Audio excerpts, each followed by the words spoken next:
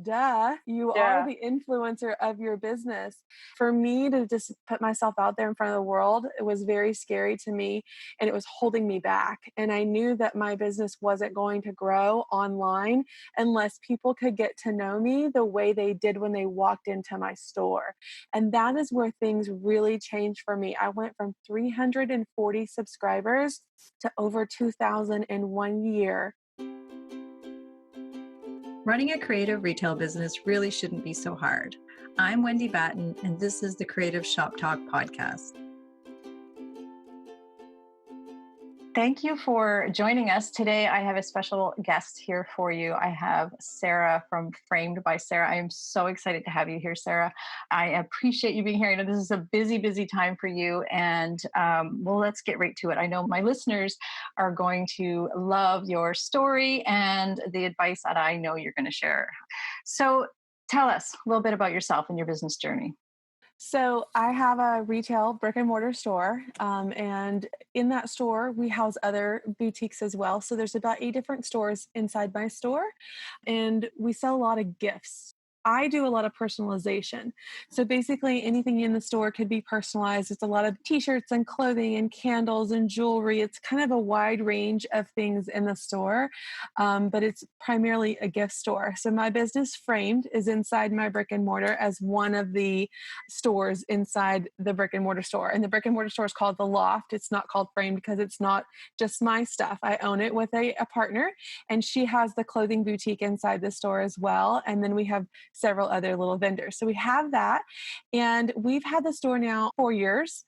I had my store before that. She had her store before that. And we came together and combined our store and added in a lot of our local friends and boutiques.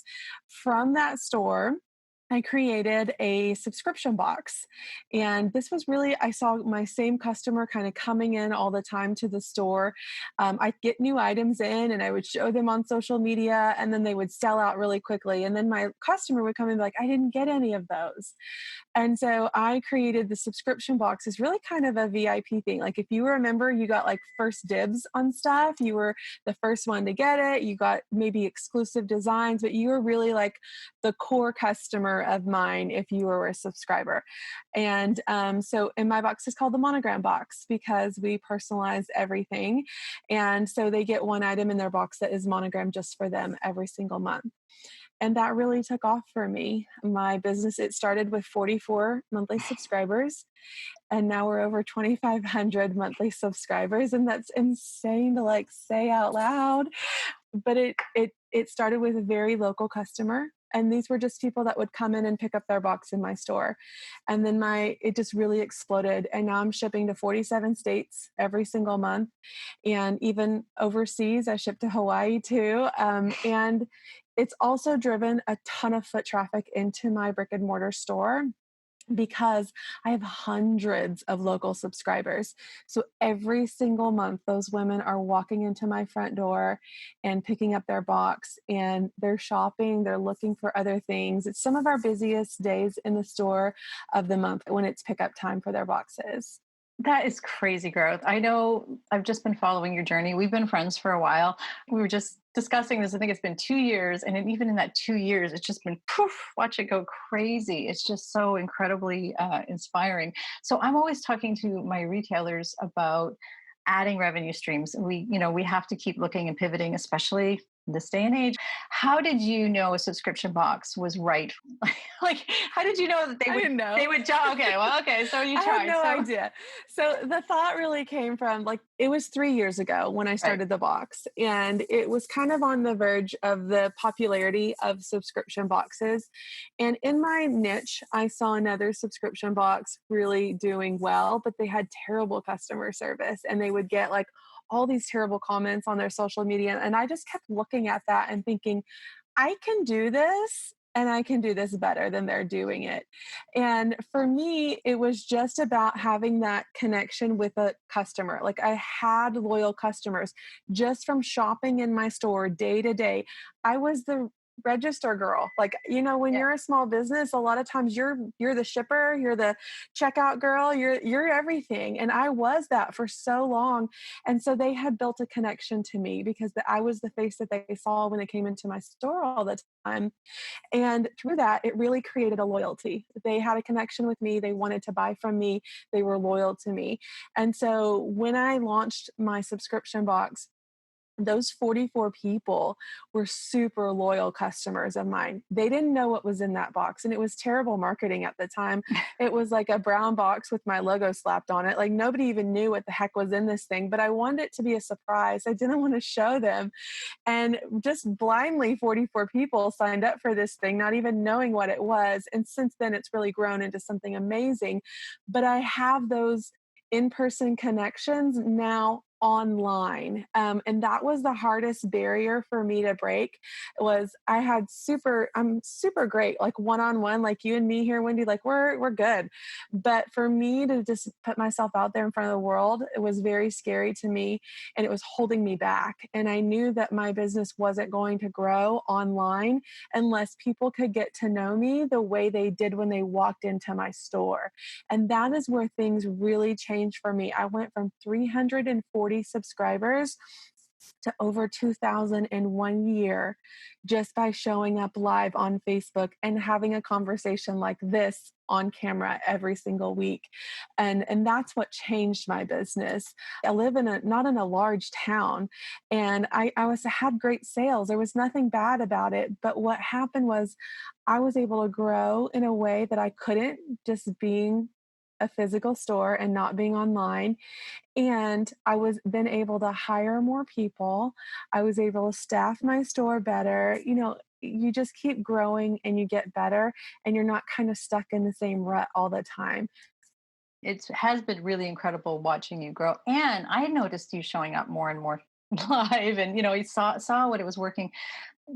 So I just read a statistic just today about, and we're hearing every day about retail businesses going out of business, and how this is a terrible time for retailers. And I'm like, I don't know, like I'm seeing people like you, and the difference is, and this is what the market research lady that I was listening to today said, the retailers that are building connections and heart-centered businesses and smaller businesses are like doing so well. And it's just exactly what you said. So would you recommend, before anybody gets into that subscription box mode, to not think, first that they're going to start with 2,500. I just want to start everybody off with No, that. I didn't But, either. and you didn't either. No, and I know No. it's so funny because we all look and like, oh, Sarah's doing, but to even get those 44 people, we have to have a relationship built with our customer base.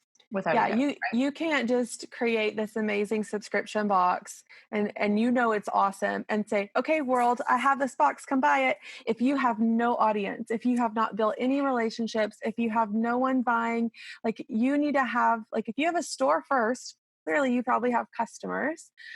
What are they buying from you? What are they repeat buying from you? What are they asking you for more of? Those are all things that would create a really great subscription box.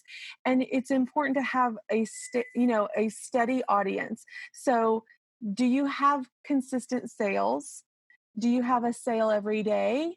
Are you making sales every week? If you're not, you really need to start with building an audience of buyers. You can't just launch a subscription box and expect people to buy it. You need to be building an audience of buyers. If you're having consistent sales, like if you have sales every day, if you have sales several times a week, you can totally build in a subscription box inside your business as a really great way to create not only sales, reoccurring sales, which are even better than a one-time sale, but what you're creating is loyal fans, loyal raving fans. And this is an after effect that I didn't really understand when I started the box. My initial fear with the box was, if I give them all this amazing stuff in a box at a really great price, they're not going to shop in my store anymore. They're going to have all the things that they want. Will I lose sales? That was one of my initial fears. But what has happened instead is that I've created this really awesome fan base that loves their boxes. And then anytime I show up live, Wendy, if I'm wearing this shirt or these earrings or whatever, like they're sold out as soon as my live is done. I have created these loyal fans that just keep wanting more and more of what I'm providing, and I just keep giving it to them. And so I don't have to worry about, okay, are they going to like this? Are they going to want this? I've created this super awesome fan base. And here's the thing, I'm my customer. It's things I like. It's things I would wear. It's the things I would want. And so these people are like me. So when I go shopping at market or go pick out items or source them or design them, I think about what I want because my customer is me. And so I don't have to worry that they're not going to like it. If I like it, they're going to like it. They're going to like everything I'm putting in front of them for the most part. But that's what I've built over the last 3 years is this incredibly loyal fan base that are buying not only my boxes every month, but they're upgrading items on their boxes and they're buying everything I show them weekly on social media. You're gracious enough to be inside my inner circle and talk to my members. And you shared something that a lot of my retailers do, pickup parties. Everybody comes, and again, they're all buying what you've picked out. You told me once you really understood what they want, which isn't always the case. You understand your customers so well. It's incredible to me. And look what's happening. It's this ripple effect. That's the word I'm looking for, the ripple effect. Yeah, I went through this period of thinking I needed an influencer to sell my stuff online, right? Like I thought, okay, yeah, that's what everybody has. Like everybody has an influencer. Okay, I need one of those. And so these are the things that go through your head. You right? are Like, the influencer, my friend. I didn't know that, Wendy. Yeah. I didn't know that. Yeah. And so I was on this search for finding someone that could promote my items. And everyone that I found was like, well, I don't know that my customers would relate to her. Like she's really skinny, she's really tan, she's, really young. Like, I don't know that and someone looked at me and said, well, who are you looking for? I'm like, I don't know, like a mom that's busy and has things to do and someone like me. And they're like, duh, you are the influencer of your business. And when I realized that, I looked at the sizes of the people that were my t-shirt subscribers. And I realized that 75% of my subscribers were a large, an extra large, or a 2X shirt. I wear an extra large. So for me, they could relate to me. Right. They were seeing me in my shirts or whatever I was selling. And they said, oh, well, that looks nice on her. That would look nice on me. I'm the same size as her. I bet her clothes are going to fit me. If you're a little bit larger lady like me, then you sometimes don't like the way small clothes fit on you. They're a little tight, they're a little snug, they got a little, stuff. So if I can show up being comfortable in what I'm wearing, that was relating to them, that they want that too. And for me, my goal all the time is just to make everyone feel included. To be a part of something like my subscription means that you're included in my little secret society. And then can you wear this shirt? I sell up to 3X. I want to include everyone in this and I don't want to exclude anyone. And so that was really important to me. And that's what's really helped grow my business. That's funny that you were looking for an influencer because you are an influencer. But so I asked retailers prior to us meeting, I told everybody that I was going to have you on the podcast today. And some of the questions that came up and some of the things that I hear all the time about subscription boxes. Funny note, we're starting a subscription box for our creative business as well too, because we're influenced by you. But anyhow, that's another story for another day. How do you make profits? There's so many logistics I am learning and my retailers know, the boxes, the stuff that goes in it and the boxes and the shipping and the time it takes to put everything together and all of the things together. How do you make that profitable? That's the question I get asked a lot. Do you have margins? What are your margins? Yeah. They're all the things. It's really hard when you want to put this elaborate box together because you want to make this really awesome box, but you also want to create an incredible value for them. But then you also don't want to do it for free either. Nope. So I have a membership called Launch Your Box, and where I teach people how to start, launch, and grow their subscriptions. I teach them that you do not want to have a subscription less than 30% profit. And that includes your product, your packaging, your inserts, whether that includes shipping or not, that's your choice. I add shipping onto the back end. So mine is a one price plus shipping because not all of mine are shipped, right? You just heard me tell you that they pick up. So exclude shipping from all of that. Now, if you build shipping into your price, you got to make sure you're covering that. You're not doing that for free either, but you really need to have a 30% profit margin to make that worth your while. I would love to see everyone at 50 or above. Yeah. But when you're first starting out, sometimes it's a little bit harder to get there because you're not buying in bulk. So you may not have the discounts on stuff. You can buy boxes in bulk. When you get a little bit up there, you can source items versus buying them wholesale, and that saves you some money. But in the beginning, you should start at least 30%. I think I started at about 40% when I first started. And now that ranges from about 45 to 55 for my box on a month. But I would tell everyone listening that you could do a single product subscription, sometimes easier than a multi-product subscription, and be more profitable. So like, for instance, I have a t-shirt of the month club. It is one t-shirt every single month. And then I have my subscription box, which is 3 to 5 items. And one of them is monogrammed. So my box, because it has a 45 to 55% profitability, my t-shirt club has a 70% profit. Right. And there's a lot of things that go into that. One, my t-shirt, I can send in a poly mailer bag, which costs me 45 cents. My box has to go in a custom box that costs me sometimes $2 to $3 per box. So there's a lot of difference there.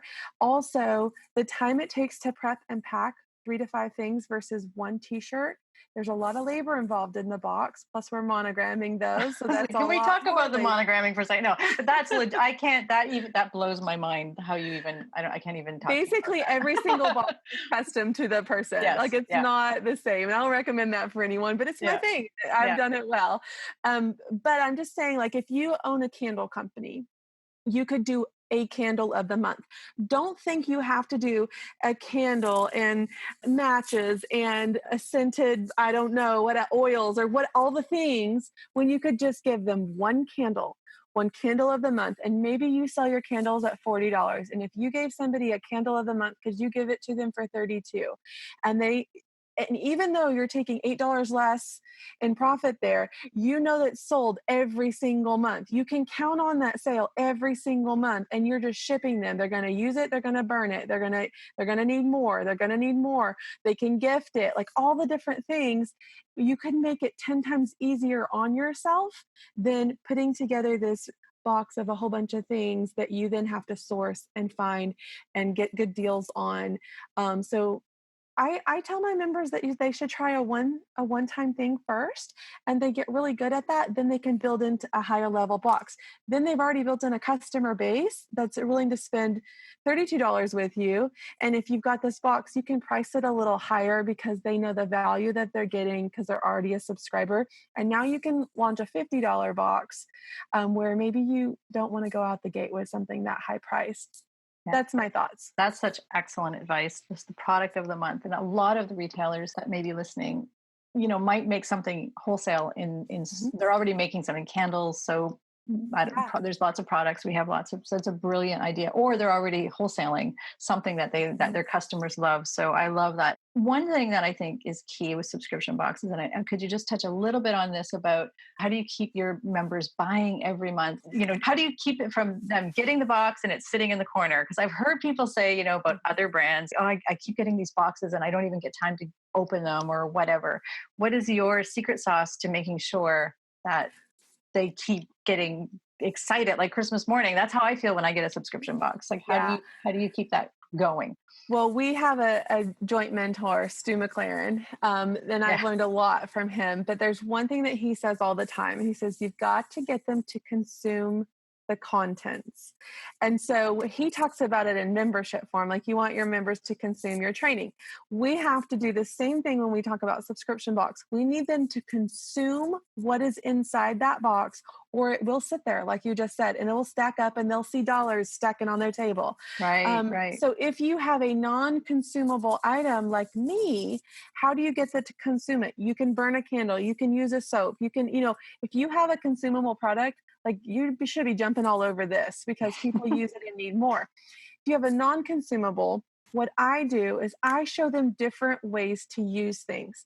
So, like this month's box, it was a beach towel and a swig tumbler and different things. I can't think of all the top of my head, but I'm going to show you, well, one, you're going to use your beach towel at the pool and swimming and all the things, but I'm going to show you different ways to use your bags. I'm going to show you different ways to style your t-shirt. I do a blog every month, 5 ways to style one tee, so that, oh yeah, I can wear it with those cute wedges I got the other day, and I can wear it with this kimono and dress it up, or I can wear it with a ball cap and wear it to my son's baseball game.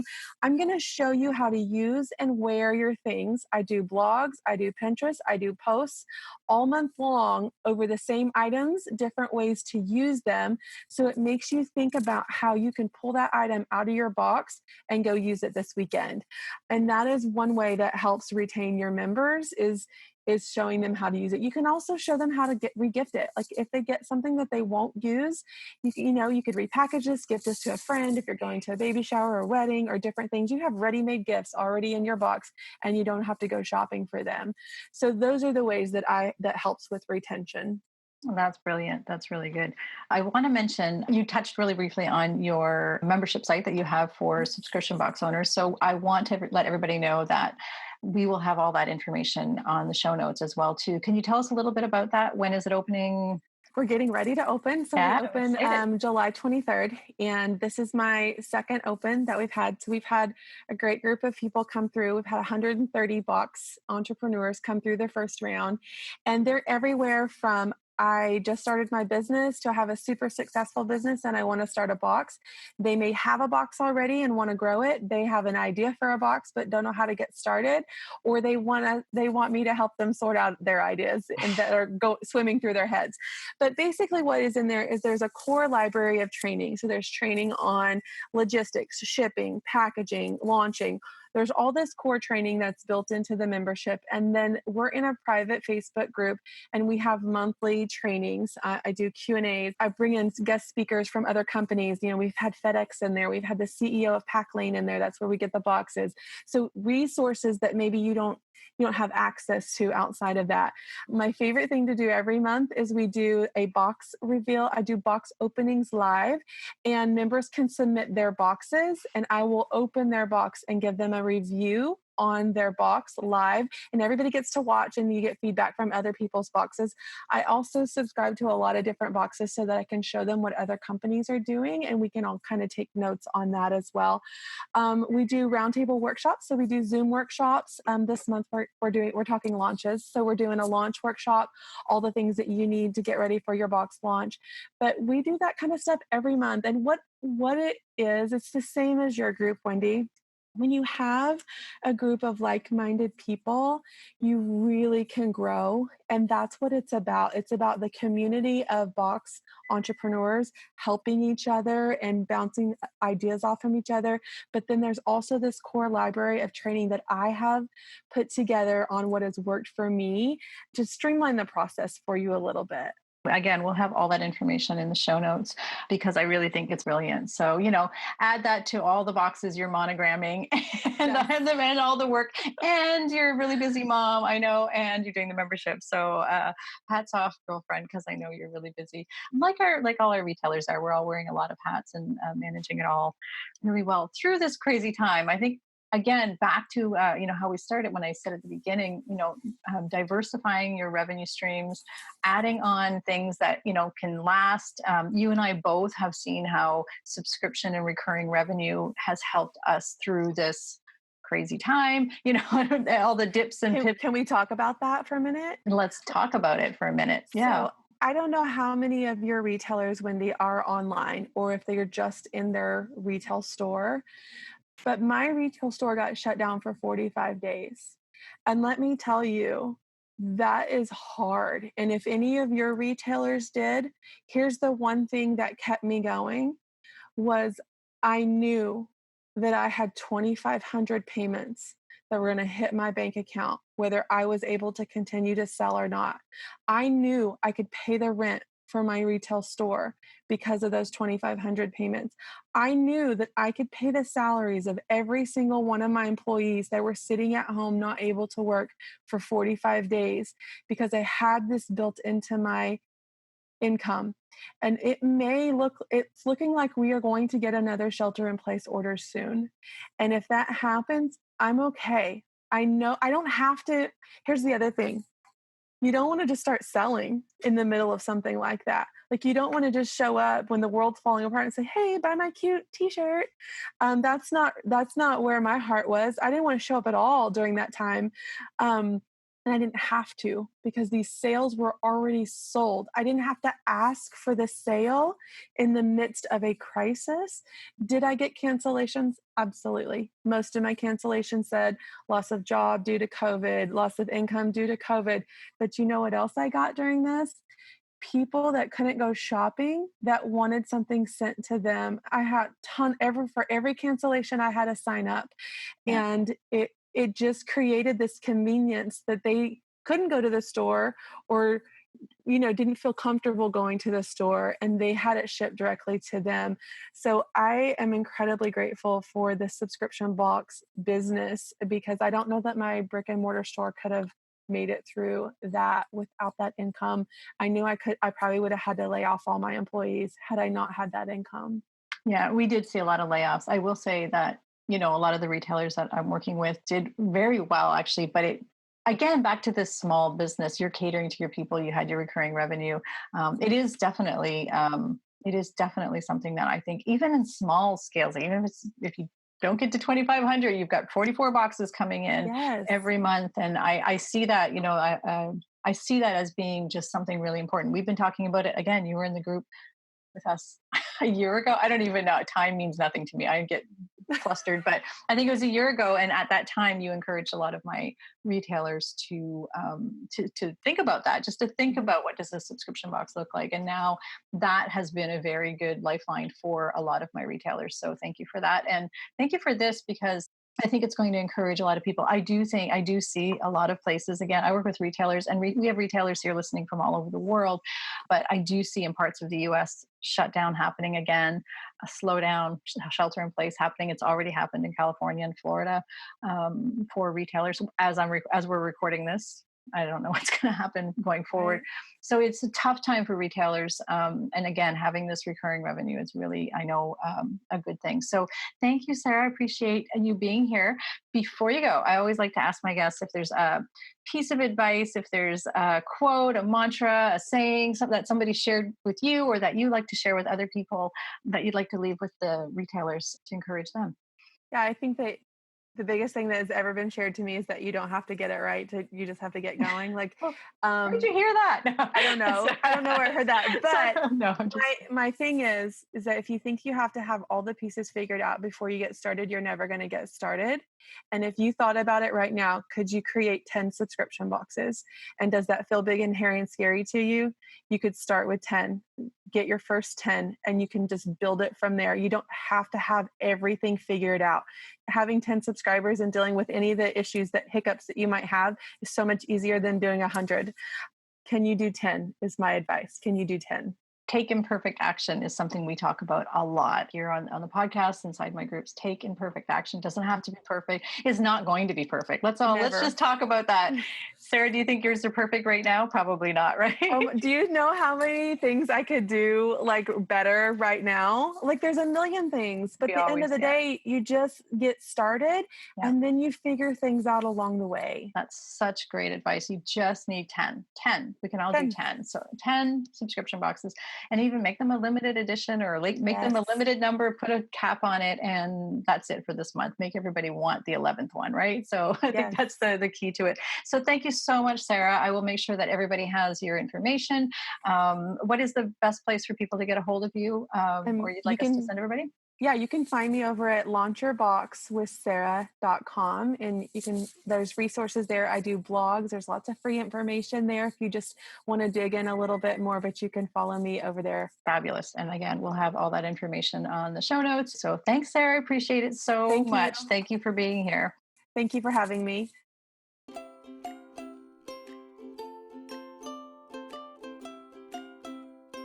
Hey thanks for joining me today. I know how precious your time is, and I'm so appreciate you taking time out of your crazy day to be here with us. All the links for today's show can be found at wendybatten.com/podcast. We'd also like to invite you to come over and continue the conversation over on my free Facebook group. It's called Rockstar Creatives. I'm going to be popping in there live every week to continue the conversation, talk a little bit about what we spoke about today. And I'd love for you to join us over there, Rockstar Creatives on Facebook. I'd also love to ask, if it's not too much trouble, if you could leave me a review and let me know what you think of the podcast. If you're loving the show, be sure that you're subscribing to the podcast so you don't miss an episode. I'd hate for you to miss one. It's been such a pleasure to be here with you today. I'll see you next week here on the Creative Shop Talk podcast.